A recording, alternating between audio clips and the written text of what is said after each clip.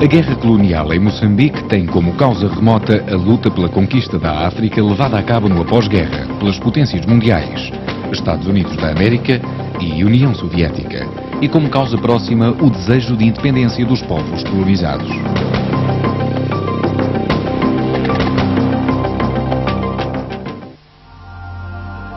Em traços gerais, a guerra em Moçambique pode resumir-se a 4 períodos bem definidos. Primeiro, a introdução da subversão e estabelecimento da luta armada com auxílio americano ou período de Mondlane, com a criação da Frelimo, que vai de 1962 a 65, com o início da luta armada em 64. Segundo, o período da substituição da ajuda americana pela ajuda comunista, que vai de 1965 a 69 e termina com a morte de Mondlane. Terceiro, a implantação da ajuda do Bloco Soviético, que vai de 69 a 71. Quarto, a construção de Cabora Bassa, que se inicia em 71 e vai até à independência. Eduardo Mondlane é um moçambicano, imigrado nos Estados Unidos, professor da Syracuse University e funcionário das Nações Unidas, casado com uma americana que recebe da CIA e de Kennedy apoio para criar, em 25 de junho de 1962, o movimento de luta contra a presença de Portugal em Moçambique, denominado Frelimo, a Frente de Libertação de Moçambique, iniciando-se assim a primeira fase da guerra subversiva neste território. Mondlane tem ligações com a oposição ao regime do Estado Novo, mantendo contacto com Humberto Delgado e Henrique Galvão através da American Committee of Africa, um organismo dependente da CIA.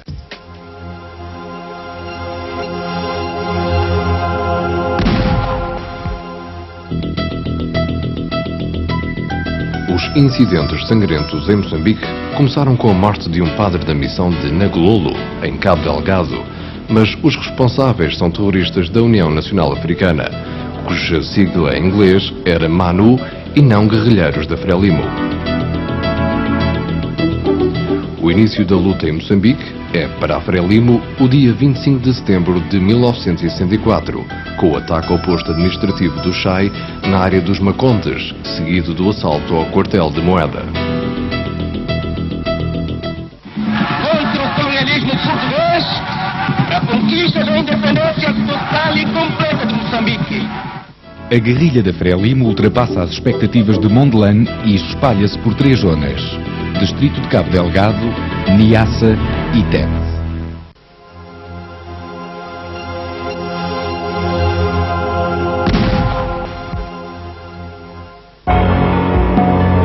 Em Portugal, o governo reage ao início da subversão armada em Moçambique, enviando novos contingentes para a frente que surge no Planalto dos Macondes. A população civil em Portugal, apesar de precariamente informada acerca da situação geral da guerra nas colónias e particularmente em Moçambique, já não se manifesta em apoio à defesa da presença de Portugal em África, como acontecera com o início da subversão em Angola. Em vez de manifestações de júbilo e aprovação, surgem em público as manifestações de pesar, o luto, o choro dos que vêm partir para a guerra do ultramar, os seus filhos, maridos e familiares. Até ao estabelecimento da guerrilha armada em Moçambique, em 25 de setembro de 1964, o número de mortos em Angola, publicado parcelarmente em jornais diários portugueses pelas entidades oficiais, era de cerca de 800 homens, e um número de feridos e estorpeados que certamente atingia os milhares. O número de baixas em Moçambique, apesar de serem recentes os combates no norte, atingia já cerca de 120 mortos e cerca de 1 milhar de feridos. As famílias dos militares mobilizados, apesar de não terem o conhecimento pormenorizado do número, nem das circunstâncias dessas baixas, sem poderem, portanto, distinguir o número de mortos e feridos em combate do número de mortos e feridos causados por acidentes, sabiam, no entanto, através de informações pouco fidedignas, mas muito perturbadoras, que os seus familiares tinham, até nessa altura, muitas possibilidades de morrerem ou ficarem estropiados durante a sua permanência em África.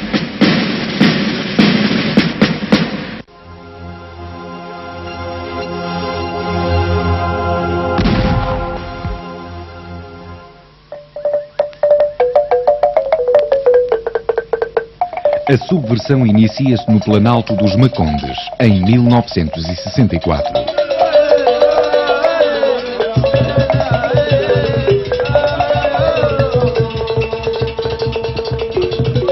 Depressa se espalha por todo o distrito de Cabo Delgado, tomando a forma de guerrilha com grande implantação no território e minando os itinerários. De tal forma que os aquartelamentos entre 1964 e 1969 estavam praticamente isolados.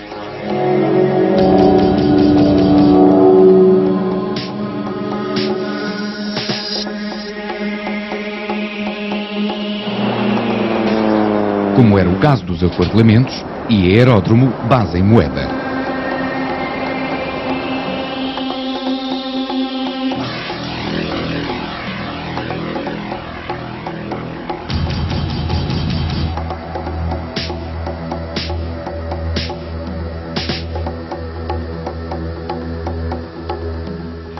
As colunas que saíam eram constantemente atacadas, necessitando de grande apoio da aviação para poderem fazer frente às flagelações e emboscadas em quase todo o distrito.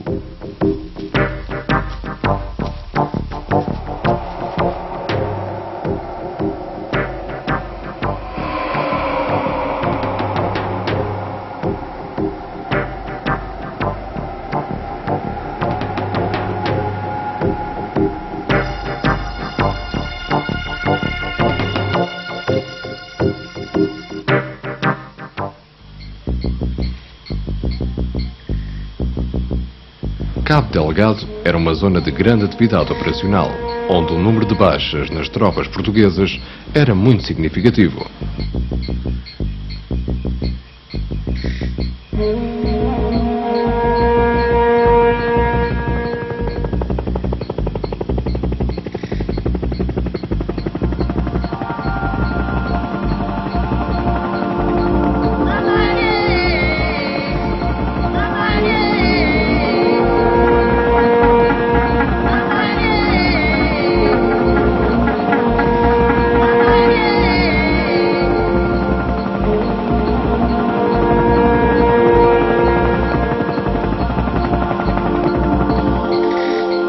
Se tivermos presente que durante a Guerra Colonial, nas três frentes, Guiné, Angola e Moçambique, houve um total de 8.290 mortos e 26.233 feridos e estropiados, podemos ter uma ideia dos dramas familiares, dos problemas dos deficientes, de toda uma enorme massa de jovens entre os 18 e os 30 anos, não contando com os oficiais de idade mais avançada, que ficaram em 1974 com o estatuto de deficientes das Forças Armadas, mas que ainda hoje, uma parte apreciável deles, mantém ainda em contencioso alguns assuntos que não foram resolvidos.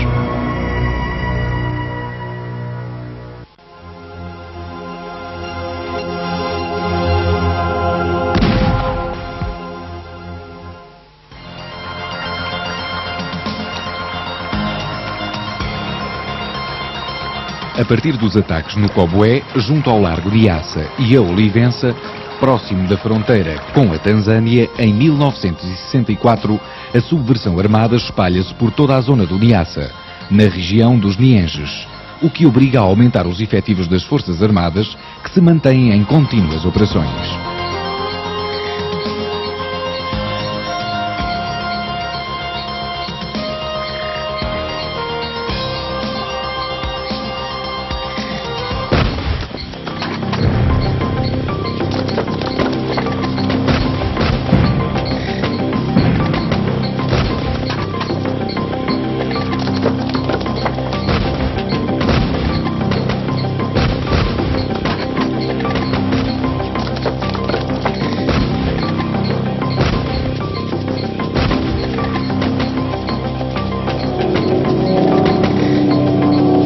As companhias e comandos começam a atuar regularmente com pessoal voluntário oriundo da metrópole e de Moçambique.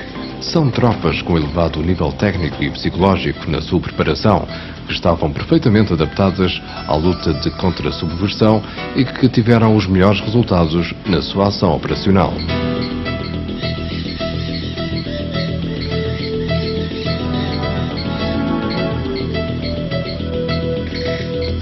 As companhias de comandos, que no ano de 1967 chegaram a Moçambique, ficaram aquarteladas no Lumbo e em Vila Cabral.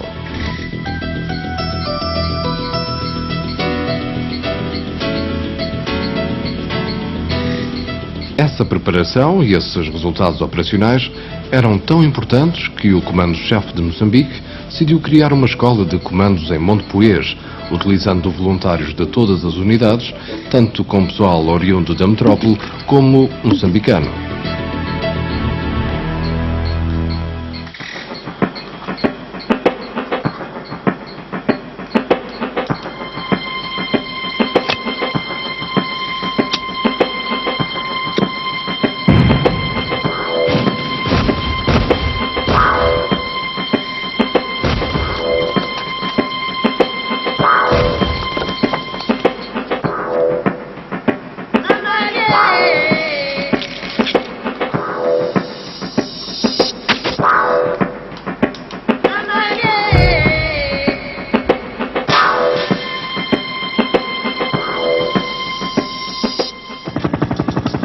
Junto ao lago Niassa, em Metangula, a Marinha tem uma base naval, com lanchas de desembarque e unidades de fuzileiros.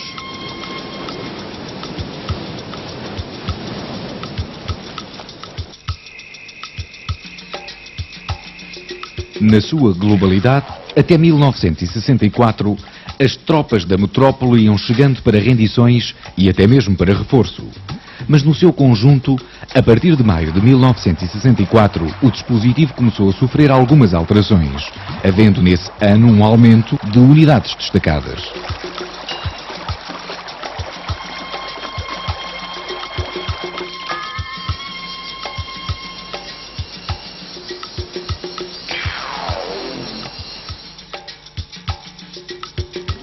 Em Vila Cabral, para além das Forças Armadas, atuavam com grandes resultados milícias dirigidas pelo Comandante Roxo, que utilizavam ex-terroristas e que conseguiam resultados extraordinários e apreensão de material e prisioneiros. Apesar do esforço das Forças Armadas, a subversão em 1965 alastra para sul e sueste. E em 1966, a guerrilha tinha atingido já a região de Marrupa, o que corresponde ao início da terceira fase da guerra subversiva em Moçambique.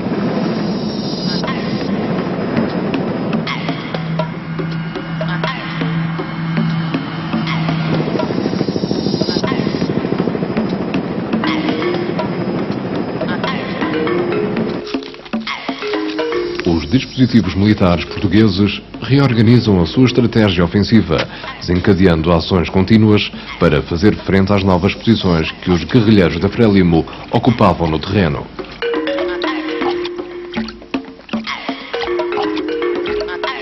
As progressões nas matas e nas respectivas zonas limítrofes continuam a ser efetuadas a pé, quando não há outro processo de atingir os objetivos aí acoitados.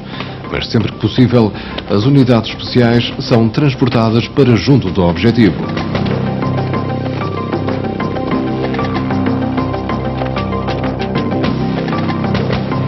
Muitas das operações, com a ocupação e conquista de aquartelamentos da Frelimo, permitiam recolher informações sobre as ações que se pretendiam desenvolver. Estas ações foram possíveis em grande escala, com o aumento qualitativo e quantitativo dos dispositivos.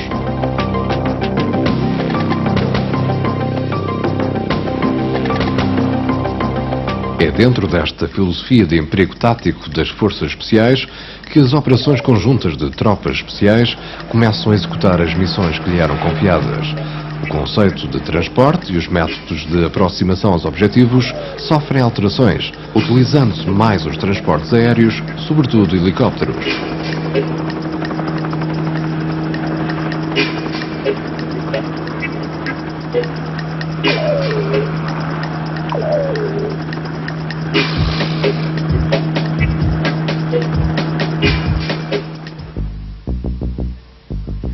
Sob a orientação do comandante-chefe, General António Augusto dos Santos, o esforço militar com grandes operações na região de Niassa fez com que no final de 1967 não só se tivessem deixado de manifestar ações de guerrilha a leste do rio Lugenda, como se tinha feito recuar a Frelimo, o que proporcionou a apresentação de muitas populações.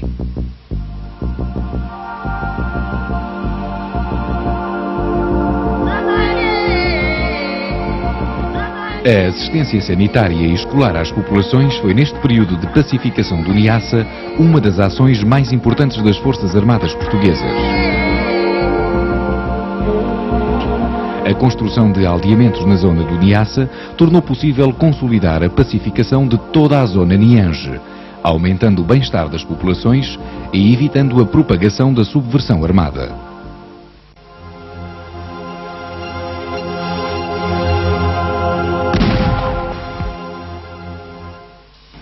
No ano de 1970, o general Causa da Arriaga é nomeado comandante-chefe de Moçambique e, considerando pacificada a região do Niassa, inicia a contraofensiva à guerrilha da Frelimo, com duas medidas de grande alcance estratégico para a condução de contra-subversão em Cabo Delgado: o abastecimento aéreo às unidades isoladas e a desminagem de itinerários.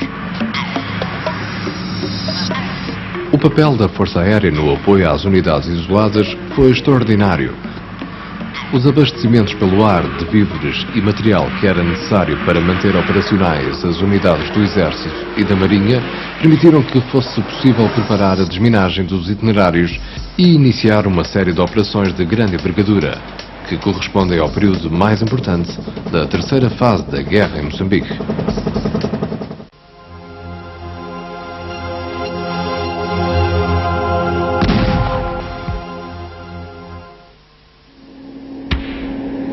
A Operação Nogórdio no Planalto Central do Distrito de Cabo Delgado, coordenada com outras operações que simultaneamente tiveram lugar na fronteira este, durante um período de cerca de 3 meses, teve tanto êxito que a própria Frelimo o admitiu publicamente.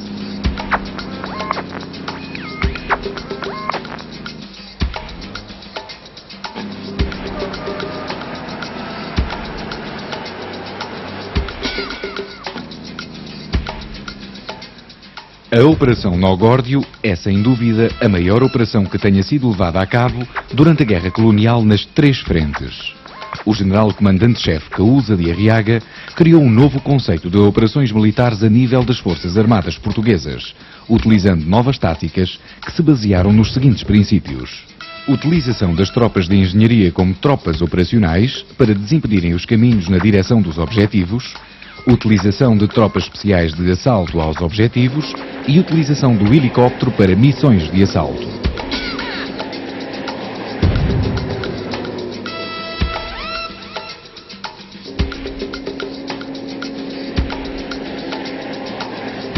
De facto, na Operação Nogórdio, destruíram-se e ocuparam-se todas as bases significativas da Frelimo, tendo este sido completamente desmembrado, tornando-se impossível a sua rearticulação operacional num período bastante longo, o que levou os guerrilheiros a porem-se em fuga para refúgios nos países vizinhos.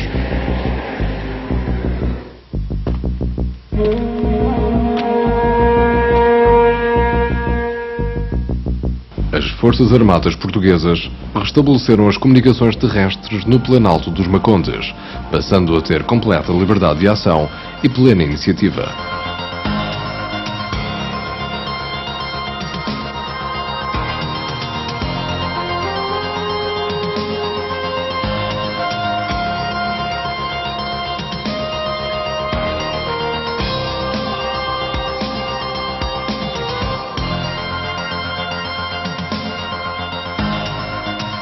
Segundo a opinião do general Causa de Arriaga, a exploração sistemática do sucesso, se não tivesse sido distraída pela abertura da frente de Tete, sobretudo por causa da proteção à construção da barragem de Cabora Bassa, esteve à vista a vitória total das tropas portuguesas em Cabo Delgado e, segundo ainda Causa de Arriaga, esteve quase atingido o fim da luta em Moçambique. As baixas na Frelimo foram muito grandes, apesar das tropas portuguesas terem evitado, dentro do possível, a morte de guerrilheiros. O denominado Exército Maconde ficou totalmente impossibilitado de cumprir a sua anunciada progressão para sul, sobretudo até ao istmo de Tete, onde pretendia cortar Moçambique em 2 partes distintas e criar uma zona libertada, correspondente a Cabo Delgado e, se possível, Niassa.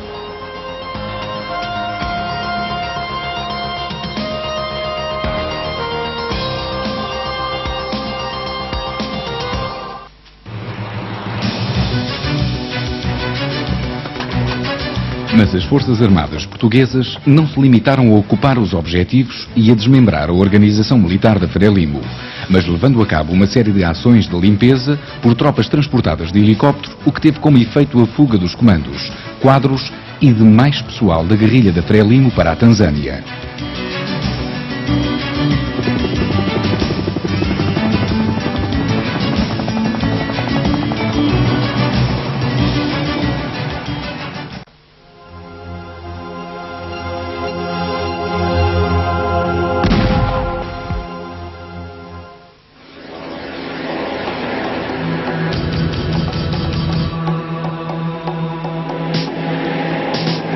O êxito militar de Cabo Delgado, a juntar ao obtido em 1969 no Niassa, proporcionaram um período de evolução nas infraestruturas dos distritos do Norte.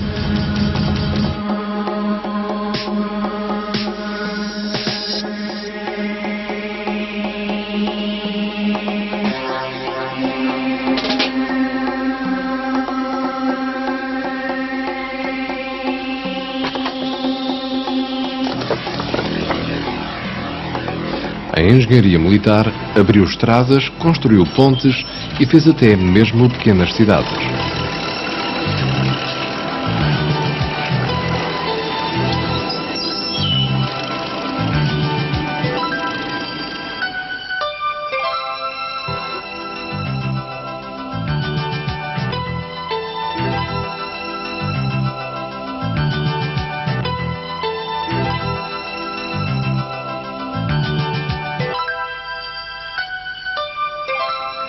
Foram anos de grande impulso económico, tentando fazer evoluir o ensino e a economia.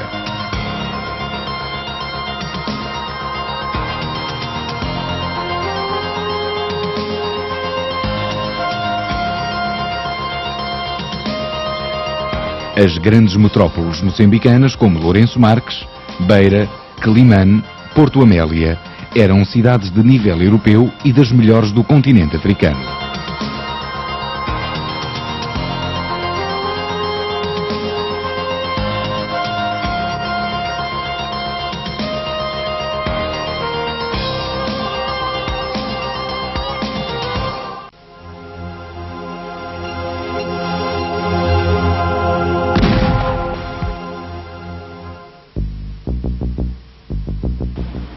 Mas tudo se alterou com a construção de Cabora Bassa. A decisão do Governo de Lisboa, já com Marcelo Caetano como Presidente do Conselho, de concretizar um projeto tão grandioso, que economicamente era uma grande realização, foi num aspecto militar um enorme problema, pelas condições em que se iniciou, sem terem dado às Forças Armadas a possibilidade de avaliar a projeção político-estratégica e tomar medidas adequadas.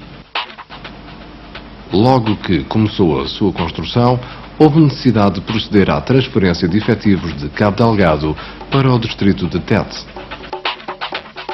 Houve também necessidade de preparar tropas locais, como os grupos especiais, os GEs, e grupos especiais paraquedistas, o GEP, companhias de comandos em Montepoês e escola de recrutas em Nampula, para conseguir efetivos que pudessem dar a resposta às necessidades de defesa da área do distrito de Tete, onde se começava a barragem, assim como noutros distritos, para não deixar recrudescer a guerrilha.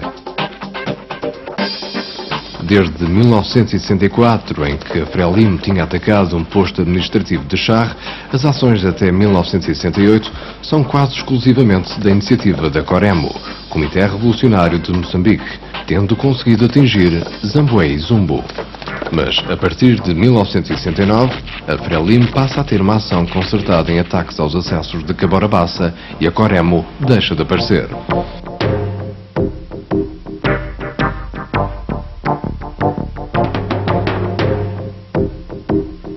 A construção da barragem prosseguiu, mas os combates tinham agora maior intensidade porque a Frelimo empenhara quase todas as suas disponibilidades na frente de Tete. Por isso, os combates eram renhidos e empenhavam muitos meios.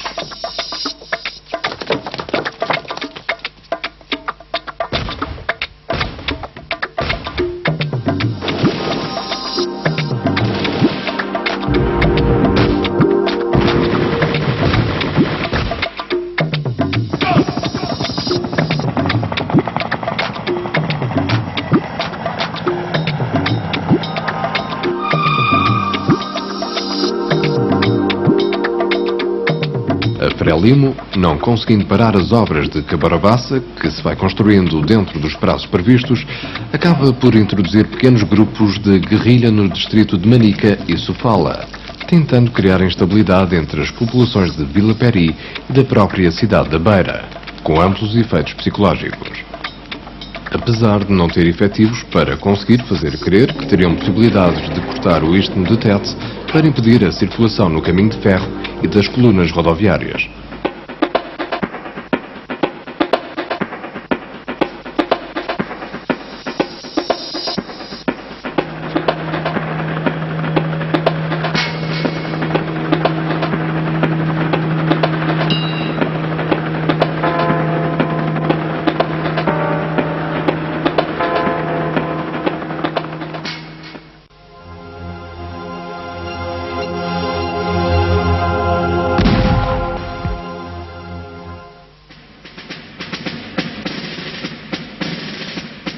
O golpe militar do 25 de abril, a contestação popular e a decisão do governo de então terminaram com a frente moçambicana da guerra colonial e nas outras províncias ultramarinas.